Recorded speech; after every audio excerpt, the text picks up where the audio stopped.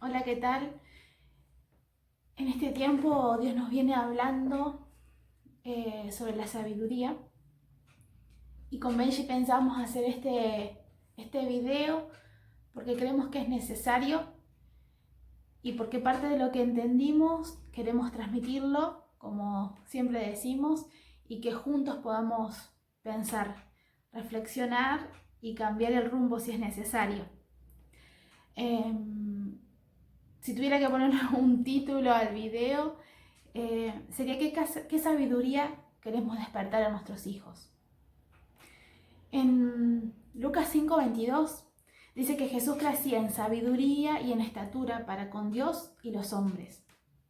Y en Lucas 2:40 dice que Jesús crecía y se fortalecía llenándose de sabiduría y la gracia de Dios estaba sobre él.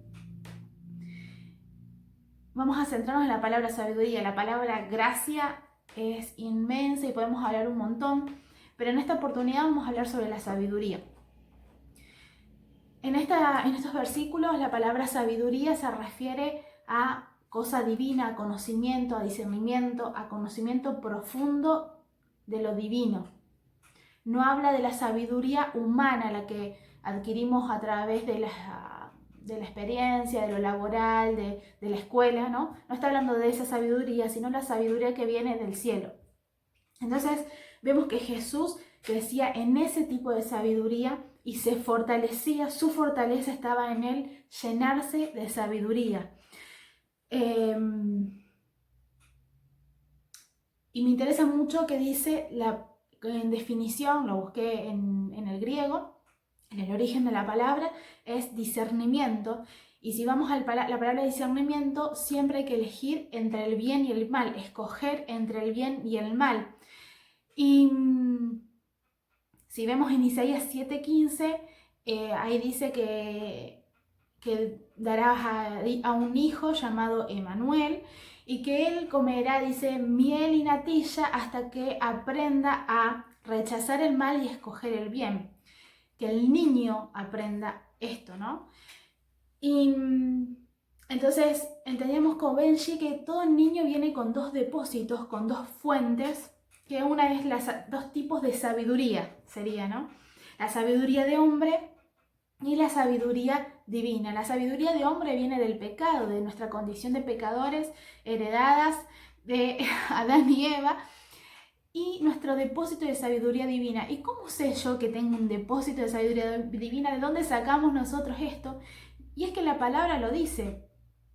Ni hablar que, empezando diciendo que de los tales de los niños, cuando habla de los niños dice de los tales el reino de los cielos, ni hablar de ese versículo que se da por maduro, sino que también dice que la ley fue escrita en nuestros corazones. Eso está en Romanos 2:15. Entonces, la ley de Dios está escrita en nuestros corazones. Seamos creyentes o no seamos creyentes. Pensemos que de niños todavía no hemos tomado una decisión. Pero sabemos que en cada uno de nosotros cuando nacemos, ya la ley de Dios está escrita en nuestros corazones. Fíjense que justamente ahí en Romanos 15, después si lo quieren leer, 2:15, está hablando de justos e injustos. Dice que justamente no es dice, si no llegáramos a predicar a algún lugar, dice, Dios ya está hablando a ellos con la naturaleza y porque dice ahí justamente que la ley está escrita en nuestros corazones.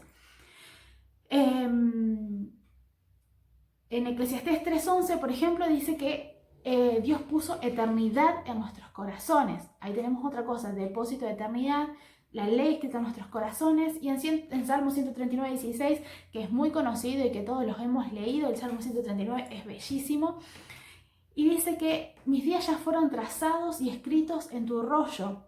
Dice mi embrión vieron tus ojos. Entonces, vemos cómo Dios pone eternidad, pone ley, pone sabiduría en nuestros corazones, una semilla. Entonces yo digo, venimos con dos fuentes, ¿no? Con la fuente de la sabiduría humana, la sabiduría corrompida, la sabiduría que no viene de parte de Dios y la sabiduría que viene de parte de Dios.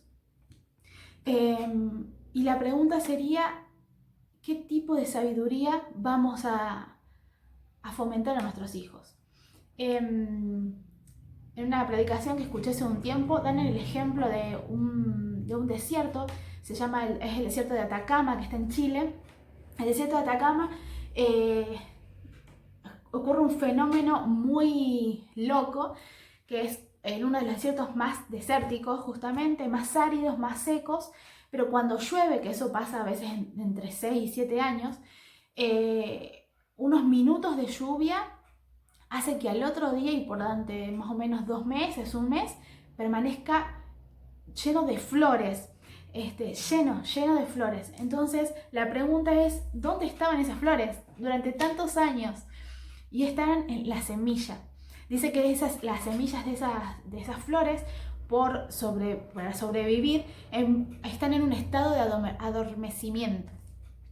Entonces cuando llueve, la lluvia las activa y florecen. Entonces, pensando en esto, en que tenemos 2 depósitos, tenemos semillas, ¿sí? Semillas que nosotros como papás vamos a llenar de agua y que hagan que florezcan. Y muchas veces corrompemos la sabiduría de los niños. Ese depósito eterno que viene de lo alto, nosotros, los papás, lo corrompemos.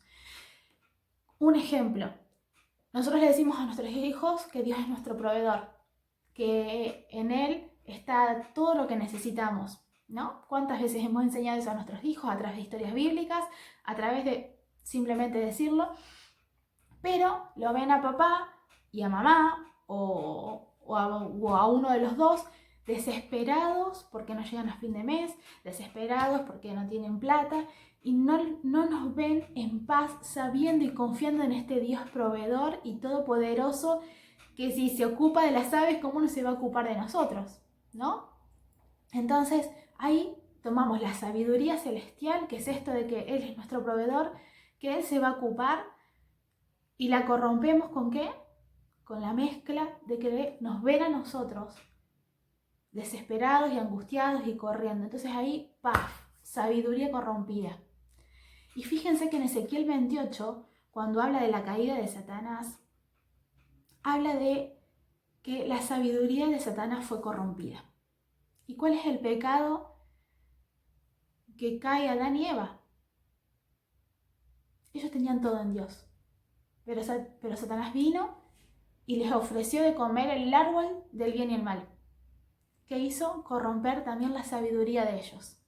Ellos lo tenían todo. Entonces, fíjense qué importante es esto, ¿no? De atender a qué sabiduría voy a despertar en mi hijo.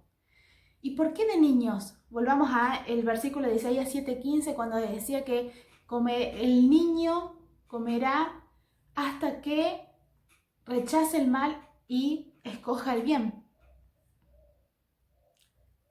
Porque en los primeros años, si lo pensamos desde la psicología y desde lo bíblico, por lo que vemos en la importancia de los niños, está nuestra palabra de autoridad absoluta. A medida que vamos avanzando, a medida que van creciendo nuestros hijos, empieza a haber independencia. A medida que van creciendo, empiezan a haber independencia. Ni hablar cuando empiezan a la escuela. Empiezan a levantarse otras voces que vienen con una sabiduría corrompida. Entonces, es como si viniera alguien y le diera de ofrecer de comer el árbol del bien y el mal. Y según cómo nosotros hayamos florecido ese desierto, si con sabiduría divina o una sabiduría corrompida, es como ellos van a responder a eso. Espero haber sido clara y que podamos entender la importancia de los primeros años, de la importancia de sembrar y hacer florecer la sabiduría del cielo. Y lo más importante, también esto es para otro video tal vez, pero lo más importante es el ejemplo. Más que las palabras, el ejemplo. Así que espero vernos pronto en otro video y que me haya explicado. Gracias por compartirnos, los bendecimos, nos vemos.